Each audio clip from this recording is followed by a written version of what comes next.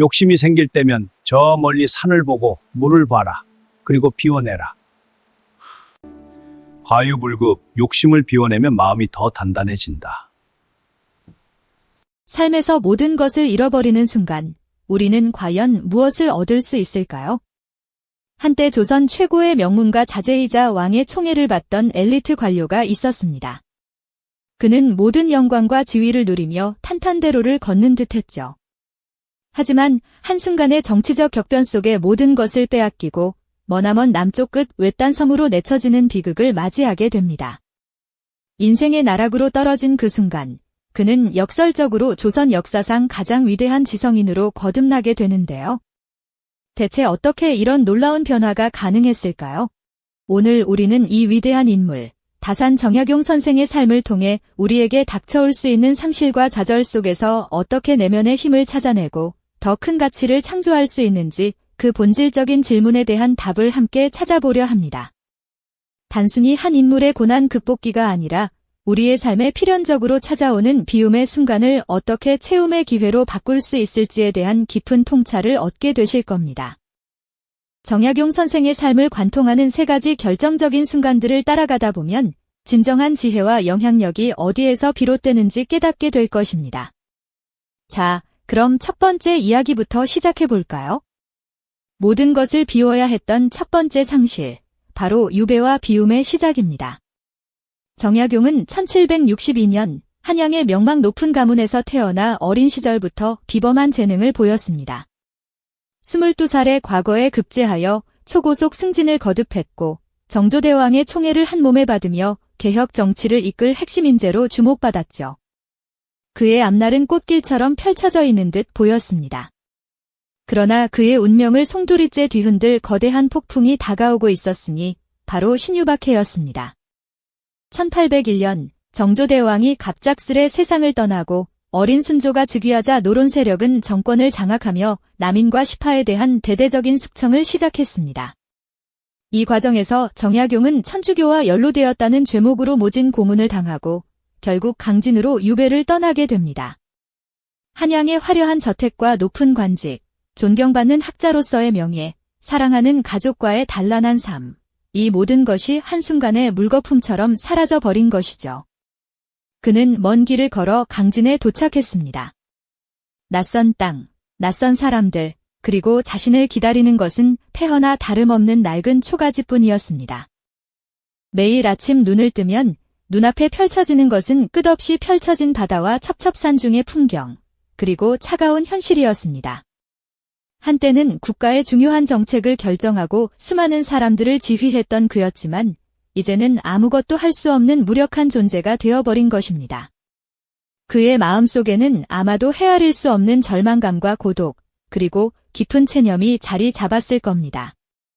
모든 것을 잃고 나락으로 떨어진 정약용은 강진의 낯선 풍경 속에서 홀로 앉아 먼 하늘을 응시했습니다. 그의 눈빛에는 지난날의 영광에 대한 회한과 함께 앞으로 어떻게 살아가야 할지에 대한 막막함이 교차했을 겁니다. 때로는 희망 없이 붓을 들고 고뇌하는 모습도 보였겠죠. 하지만 이 강제적인 비움의 시간은 역설적으로 그에게 새로운 사유의 시작점이 되어주었습니다.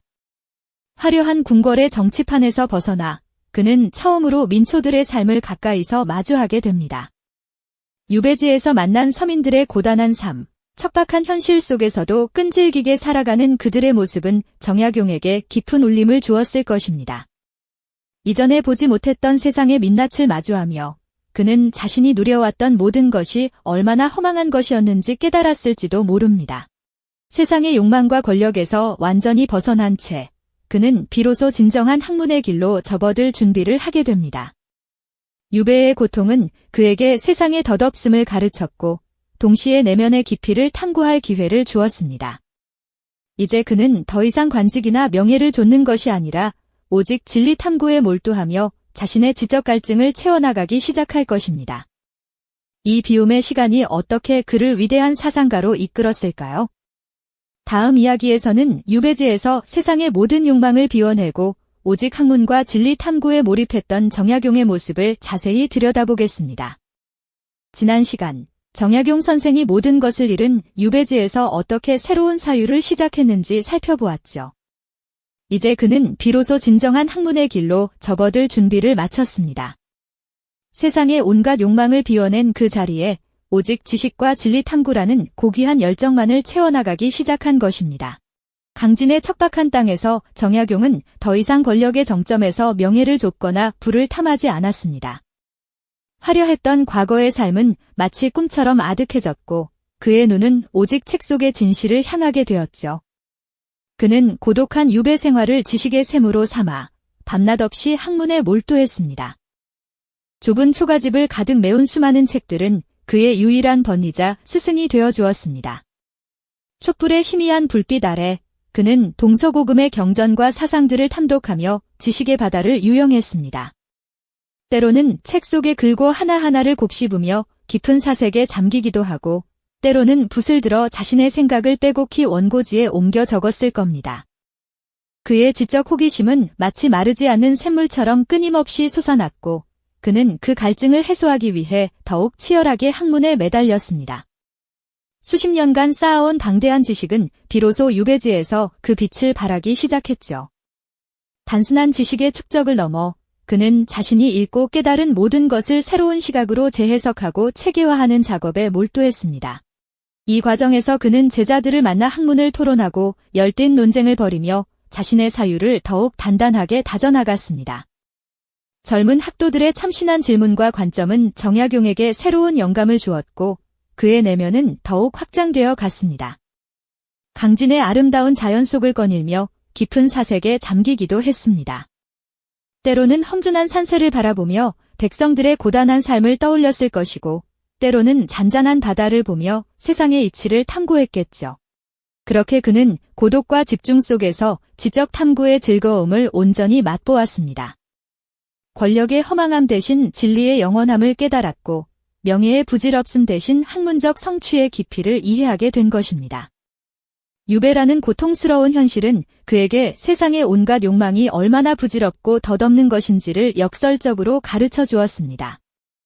동시에 그 누구도 방해할 수 없는 깊은 내면의 세계를 탐구하고 진정한 지혜로 채워나갈 소중한 기회를 선사했던 것이죠. 이러한 치열한 학문적 몰입은 정약용으로 하여금 수많은 위대한 저서들을 탄생시키는 밑거름이 되어 주었습니다. 목민심서, 흠음신서와 같은 그의 대표작들이 단순히 개인적인 지적 유희의 결과물이 아니라 바로 이 유배지에서의 깊은 사유와 방대한 지식 탐구의 결정체였던 것이죠. 그는 이제 더 이상 개인의 영달을 위한 학문이 아닌 고통받는 백성과 조선 사회의 미래를 위한 학문으로 나아가고 있었습니다. 그의 내면은 비움으로써 더욱 단단해지고 깊어졌으며 이제 그 깊어진 지식은 세상으로 향할 준비를 하고 있었습니다. 과연 그의 깊어진 통찰은 어떻게 조선 사회를 변화시키려 했을까요? 유배지에서의 시간은 정약용 선생에게 단순히 개인적인 고난의 시기가 아니었습니다. 그곳에서 그는 자신을 비우고 학문을 채웠을 뿐 아니라 더 나아가 조선 사회 전체를 깊이 들여다보는 통찰력을 길렀죠.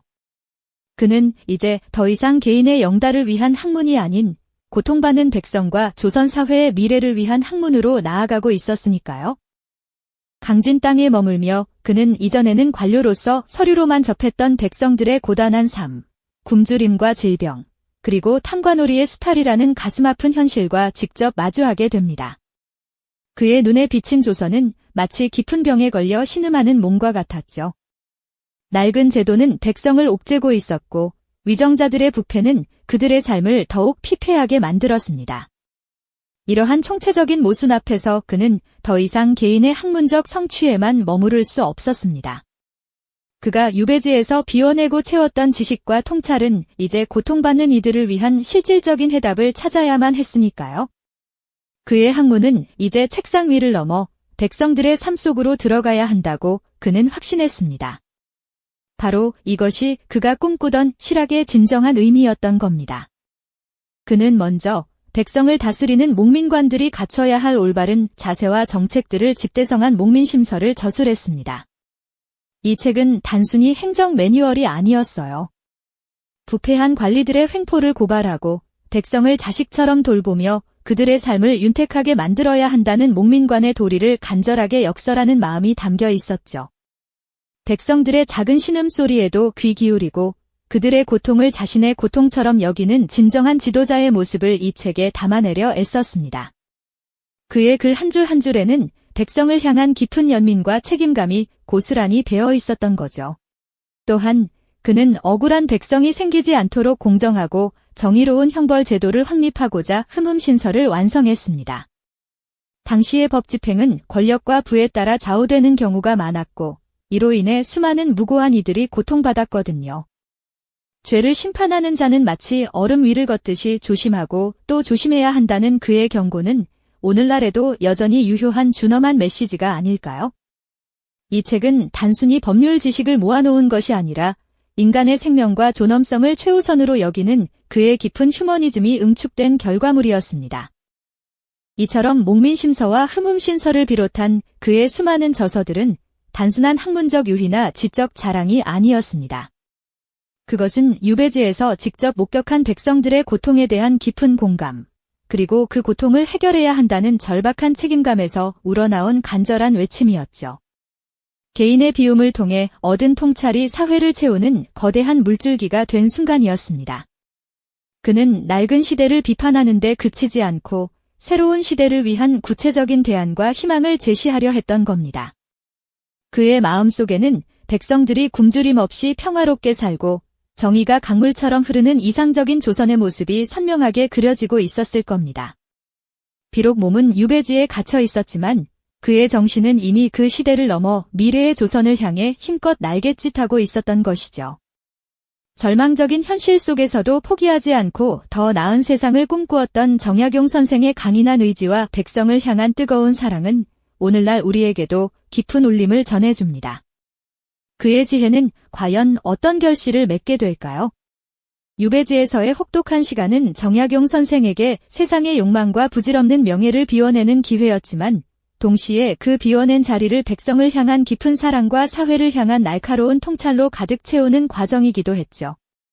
그저 개인적인 고통에 머물지 않고 당대 조선 사회의 깊은 모순과 백성들의 피폐한 삶을 직시하며 근본적인 해결책을 고민하기 시작했던 겁니다.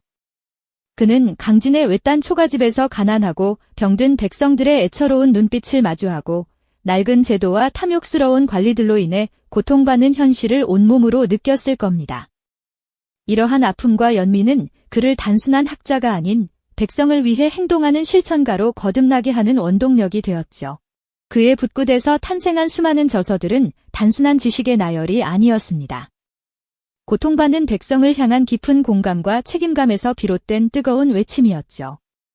그 중에서도 목민심서는 오늘날까지도 목민관, 즉 백성을 다스리는 관리의 올바른 도리를 이야기하는 금과 옥조로 평가받습니다. 이 책은 부패한 관리들이 백성을 착취하고 탐욕을 채우는 현실을 비판하며 진정한 목민관이라면 어떤 마음가짐으로 백성을 돌봐야 하는지 구체적인 행정 지침과 함께 상세히 제시했죠. 백성을 자신의 자식처럼 여기고 그들의 아픔을 자신의 아픔처럼 느끼며 공정하고 청렴하게 세상을 다스려야 한다는 그의 간절한 바람이 오롯이 담겨 있습니다. 또한 흠음신서는 당시의 불합리하고 가혹했던 형벌 제도를 개혁하고자 하는 그의 열망을 보여주는 대표적인 저서입니다. 무고한 백성들이 억울하게 죄인으로 몰리고 고문과 부당한 판결로 인해 생명을 잃는 비극적인 현실을 정약용 선생은 결코 외면할 수 없었을 겁니다. 그는 이 책을 통해 죄의 경중을 정확히 따지고 인권을 존중하며 공정한 수사와 재판을 통해 억울한 죽음을 막아야 한다는 강력한 메시지를 전달했습니다. 백성의 생명과 안전을 최우선으로 여기는 그의 인간 중심 사상이 고스란히 드러나는 대목이죠. 이러한 저서들은 옥에서 풀려난 백성의 기쁨, 혹은 억울한 누명을 벗은 자의 안도처럼 고통받는 이들에게 실질적인 희망을 안겨주려 했던 그의 노력이자 이상적인 사회를 향한 청사진이었습니다.